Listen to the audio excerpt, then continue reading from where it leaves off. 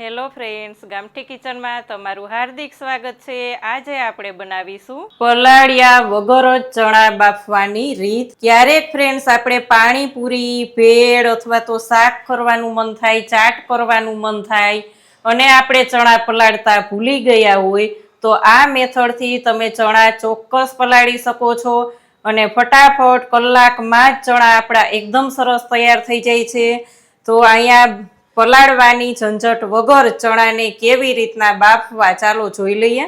Subscribe કરો ગામઠી કિચનને ને બેલ આઇકોન દબાવો લેટેસ્ટ કુકિંગ વિડીયો જોવા માટે। ઇન્સ્ટન્ટ ચણા પલાળવા માટે અહીંયા આપણે 1 કપ ચણાને લઈ અને ગરમ પાણીથી ચણાને 2 વખત ધોઈ નાખશું। ચણાને ઠંડા પાણીથી નહીં ધોઈએ, જેથી કરીને ચણાને ગરમ પાણીથી ધોશું તો ગરમ પાણીમાં જ આમને વરકો થઈ જશે અને એકદમ સરસ પલળી જશે। ઘણીવાર ફ્રેન્ડ્સ એવું થતું હોય કે આપણે પાણીપુરી બનાવી છે, ભેળ બનાવી છે કે શાક બનાવવું છે, કાંઈ પણ ચાટ બનાવી છે અને 3 થી 4 કલાક કે ઓવરનાઇટ આપણે ચણા પલાળતા ભૂલી ગયા તો કાંઈ વાંધો નહીં, હમણાં ફટાફટ ચણા કેવી રીતના પલળી જાય અને કેવી રીતના બફાઈ જાય તે આપણે જોવાના છીએ। તો અહીંયા આપણે 2 વખત ચણાને ધોઈ લેશું। અહીંયા આપણે ચણાને ધોઈ લીધા છે 2 વખત, અહીં જોઈ શકાય છે।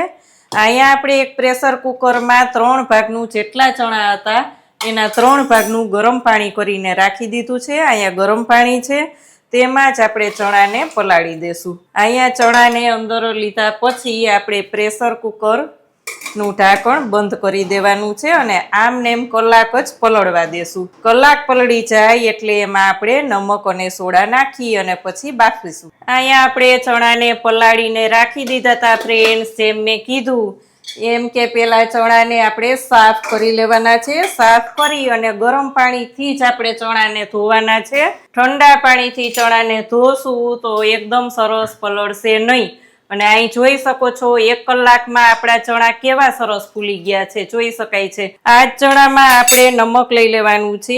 1 ટીસ્પૂન નમક લેશું અને 1.5 ટીસ્પૂન આપણે લઈ લેશું બેકિંગ સોડા, એટલે કે ખાવાનો સોડા, જે આપણે ભજીયામાં ઉપયોગ કરતા હોય તે જ સોડા આપણે લેવાના છીએ। બધું જ મિક્સ કરી દેશું અને વિસલ કરી લેશું। અહીંયા તમે જોયું તો ફટાફટ આપણા ચણા પલળી ગયા છે। આને ઓવરનાઇટ કે 4 થી 5 કલાક પલાળવાની કાંઈ જરૂર ના પડી। આપણે હવે વિસલ કરી લઈએ।